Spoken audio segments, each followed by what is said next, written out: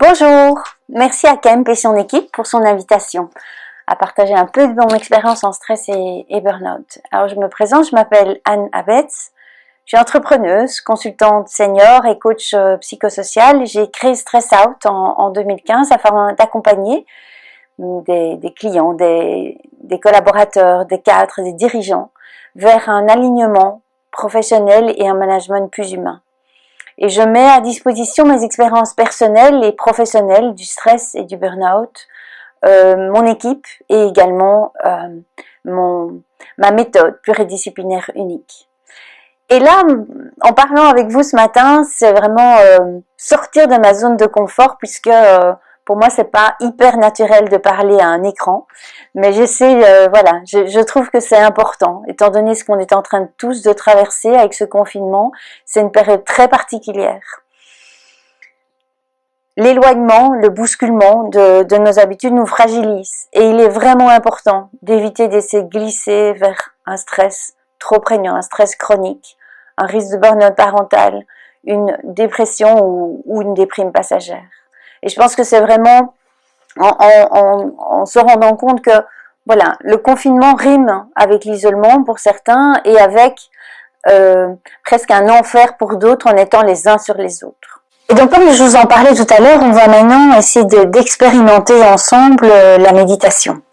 Alors la méditation, c'est apprendre à en fait à être connecté à l'instant présent.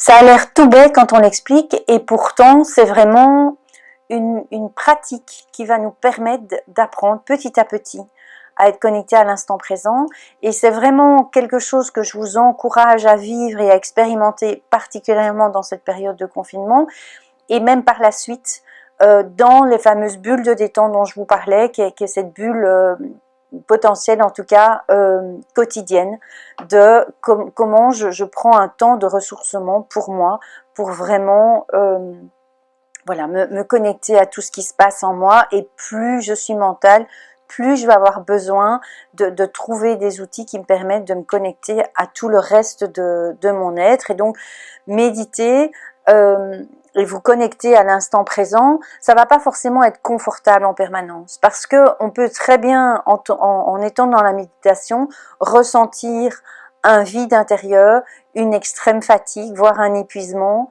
On peut ressentir beaucoup de colère, de la tristesse. Il y a énormément de choses qui peuvent monter petit à petit. Et en fait, il ne s'agit pas absolument de rester dans une souffrance, c'est pas ça le message, mais ça peut être quand même intéressant de se connecter à ça et de ressentir tout ce qui se passe pour être du coup plus conscient de ce que vous êtes en train de vivre et pas d'être parti tout le temps avec ce petit vélo là qui tourne tout le temps, le petit hamster comme explique le docteur Serge Marquis, le petit hamster qui tourne, les pensées qui tournent, les ruminations mentales et qui nous empêchent d'être conscients de tout le reste de notre être.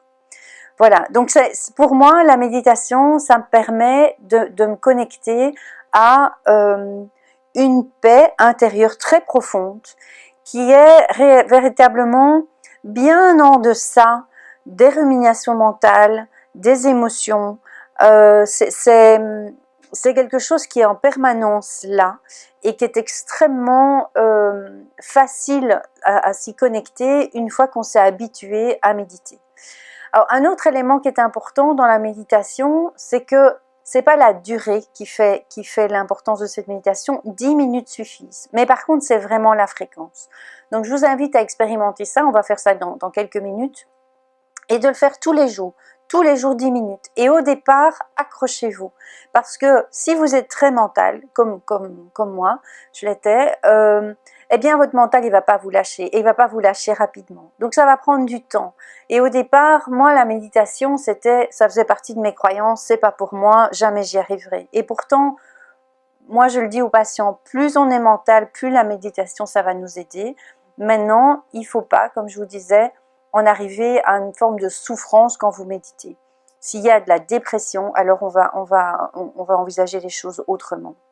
Alors comment est-ce qu'on fait pour méditer finalement alors c'est essayer dans votre intérieur, là maintenant, chez vous, c'est de réfléchir à un endroit privilégié, où vous avez envie de, voilà, de créer un petit univers où vous allez pouvoir vous poser. Alors, soit vous profitez de cette situation et vous essayez de le faire également avec les enfants. Il y a des super applications, des livres, des CD pour méditer avec les enfants, et je vous invite vraiment à l'exercer avec eux.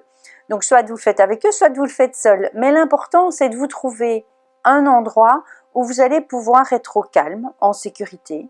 Alors c'est peut-être dans votre salon, dans votre chambre, peut-être sur un balcon, une terrasse, ou même dans votre jardin si vous avez un jardin, mais trouvez un endroit où vous allez pouvoir vous poser.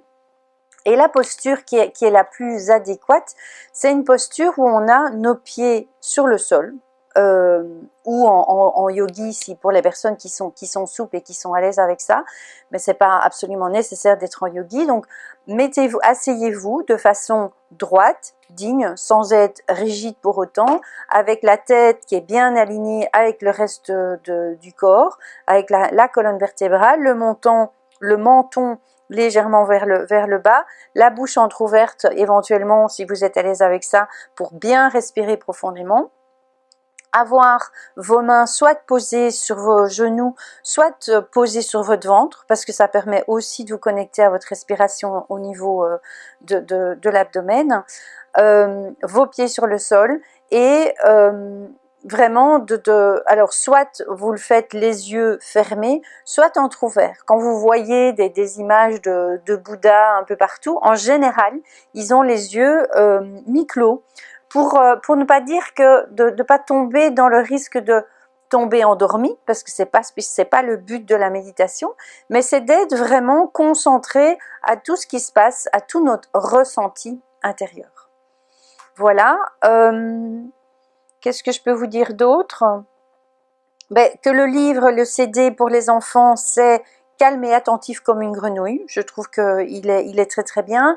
Qu'il y a des applications payantes ou gratuites. Petit Bambou fait ça très très bien depuis quelques années maintenant. Il y a aussi une application que parfois moi je conseille, s'appelle Néo Voyage, qui font des petits exercices de méditation. Vous pouvez choisir des lieux insolites dans le monde entier, et ça dure 10-12 minutes par exercice, donc c'est très très bien. Mais voilà, mettons-nous maintenant dans cet exercice. Voilà, vous avez trouvé votre position. Je vous invite vraiment à être dans une position qui est confortable, sans devoir bouger, qui vous permet de trouver la position qui est, tout en étant détendue et alerte à la fois. Donc c'est aligner votre tête avec votre cou et votre dos, de façon à pouvoir respirer ici, là, devant, le plus librement possible. Donc je vous invite à trouver une posture, et ça prend quelques temps de trouver c'est quoi la juste posture au niveau du dos pour être bien aligné et se sentir dans une posture droite, digne, sans être rigide. Bien relâcher vos épaules, parce qu'en général on a tendance à un peu les remonter. Et pour commencer, je vais vous inviter à vous connecter à vos zones de contact entre vos pieds et le sol, entre votre bassin et l'assise de la chaise, entre vos mains, entre vos paupières, si elles sont fermées. Et lorsque vous êtes prêt, vous pourrez amener votre attention sur votre respiration. Ressentez l'air qui entre et qui sort par vos narines.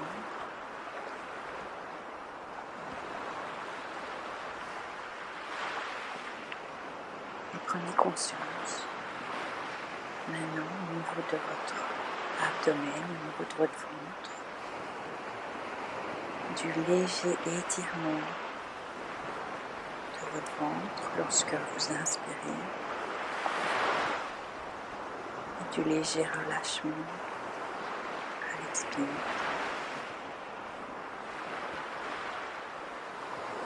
Respirez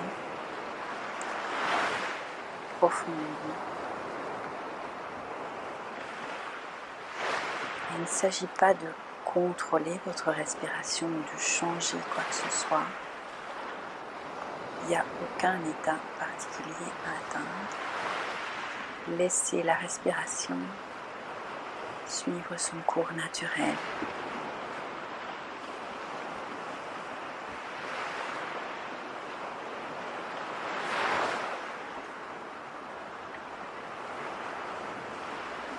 Il est très probable qu'à un moment, vous allez prendre conscience que votre esprit s'en est allé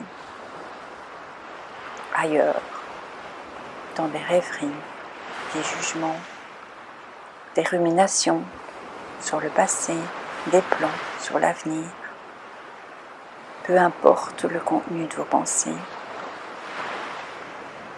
lorsque vous prenez conscience que votre esprit s'en est allé, notez-le simplement, sans juger, là où il est allé, mais avec fermeté, ramenez votre attention à votre respiration. L'intention, l'invitation, maintenant, ensemble, c'est d'être conscient de votre expérience, de chaque moment, du mieux que vous pouvez, en utilisant votre respiration comme une encre,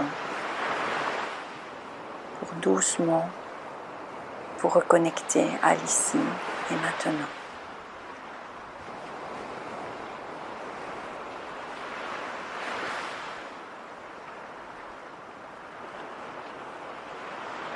Observez les sensations changeantes de votre respiration à chaque instant. Au niveau de votre ceinture abdominale, ressentez l'air qui entre et qui sort par vos narines. Et si tôt ou tard vous constatez que votre esprit est à nouveau parti loin de votre respiration, c'est ni une erreur ni un échec.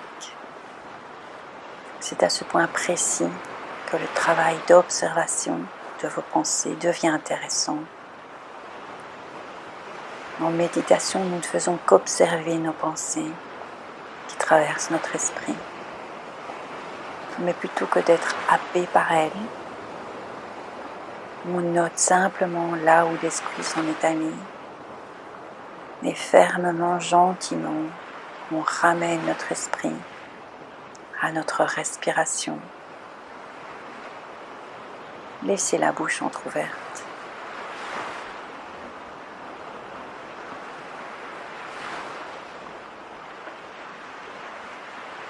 Prenez conscience de l'intensité de chaque inspire, de chaque expire,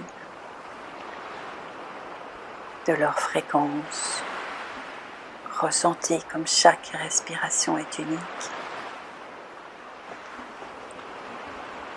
Prenez conscience des espaces de pause entre chaque inspire et chaque expire. Et lorsque vous notez que votre esprit est parti loin de votre respiration, rappelez-vous, il s'agit d'une nouvelle occasion pour vous de vous reconnecter à votre expérience du moment présent avec douceur, bienveillance, patience. Soyez curieux. Essayez d'observer du mieux que vous pouvez chacune des sensations liées à votre respiration. Toutes les sensations sont les bienvenues.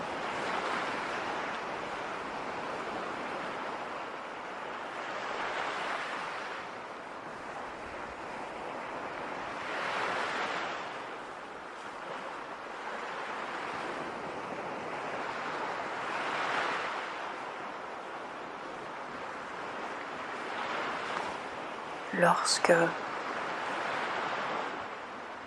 vous serez prêt, vous pourrez vous réactiver petit à petit en bougeant vos doigts, vos orteils, en réactivant petit à petit vos bras, vos jambes, et tout en douceur, à votre rythme. Ouvrir les yeux. doucement, gentiment. Voilà, j'espère que ce petit exercice, vous avez pu l'expérimenter du mieux possible, dans les meilleures conditions. Et n'oubliez pas, c'est vraiment la pratique qui fait toute la différence. Et je voulais vous dire aussi que si vous avez envie d'aller plus loin dans les exercices de méditation, il y a en effet les applications dont je vous ai parlé, mais je trouve que cet exercice de Fabrice Midal, qui est méditer pour avoir confiance, il explique très très bien comment, en quoi la méditation peut vraiment changer les choses de façon importante, d'apprendre à se connecter à ses peurs, à trancher les incertitudes, trancher les doutes, être conscient de tout ce qu'il y a comme croyance derrière ces doutes et qui nous empêche d'avancer véritablement. Je trouve que ces méditations guidées de Fabrice Midal pour surmonter peur, angoisse et découragement, ce sont 3 CD, je les trouve vraiment très bien faites, donc je vous en conseille vivement de les découvrir.